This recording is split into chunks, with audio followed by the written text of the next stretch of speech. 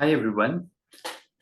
You know, I think one very important question for human beings is what really feeds our deepest needs, what feeds our soul, what brings us deep inner satisfaction. And perhaps this is not very obvious. An old and very dear friend of mine used to tell and to say that our inner world is like a garden. We have all sorts of plants, we have weeds, we have flowers, we have trees, we have many different kinds, but it's fundamental to pay attention to how to tend to our garden. So we must get rid of some weeds, and we must pay close attention to what is it that we feed inside our garden. What are we watering? What kind of nutrients we are bringing to it? What quality of nutrients also?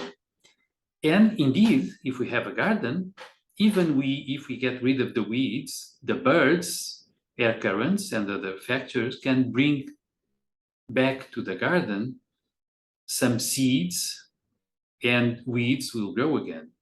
If we, for a long time, are not tending to our garden, eventually it will become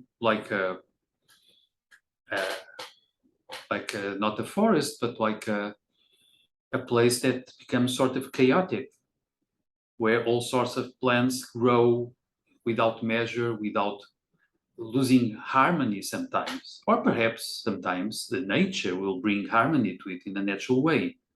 It just depends. Well, we could also say that our inner garden can be fed and tended to in different ways.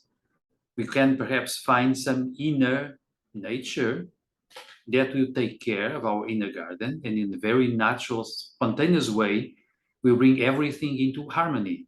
But sometimes we really need to pay attention to it. We need to take care of the weeds, paying attention to that part. We must pay attention to what is it that we are feeding within our inner garden.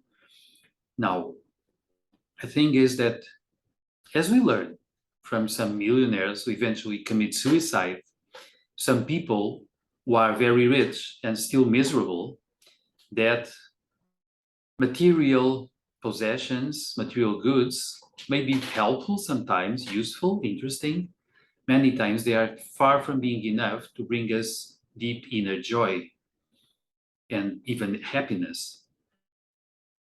Perhaps it's not there that we must look for deep inner joy.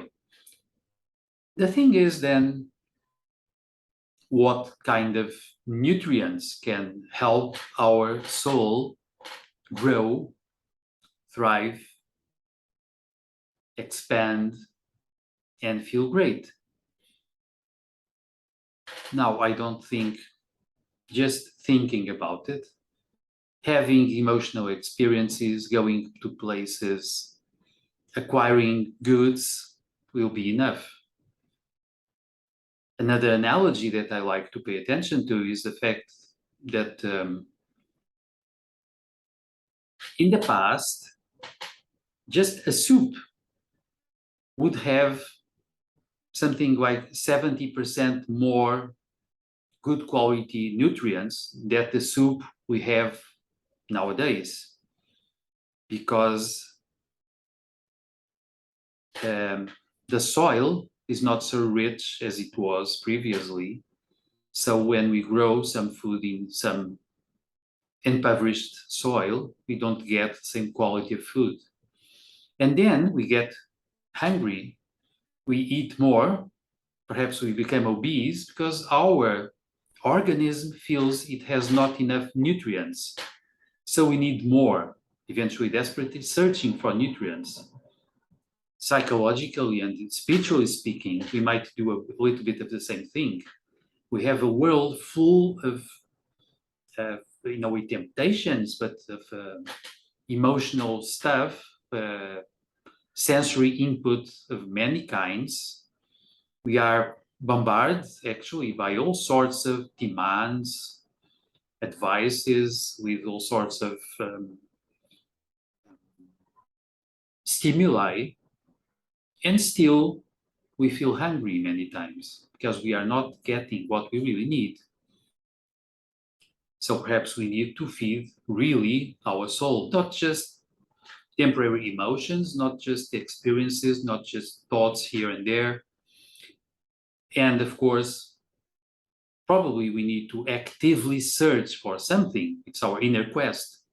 It's not enough to just allow stuff from the outside to come inside our little inner garden. And actually, I think we have very nice clues about what might make us happy inside from the best moments of our lives, when we really felt complete, we felt satiated, we felt things were okay, and we felt that the moment was almost closed in itself in a happy way, like we tasted a bit of eternity.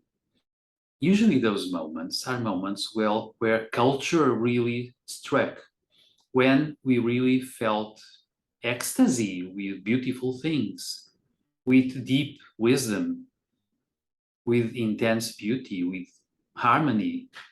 Sometimes those are moments of love. It could be love for a pet, even a plant, a human being. But it's a moment where, by hugging someone, we feel time almost stops. Everything is okay.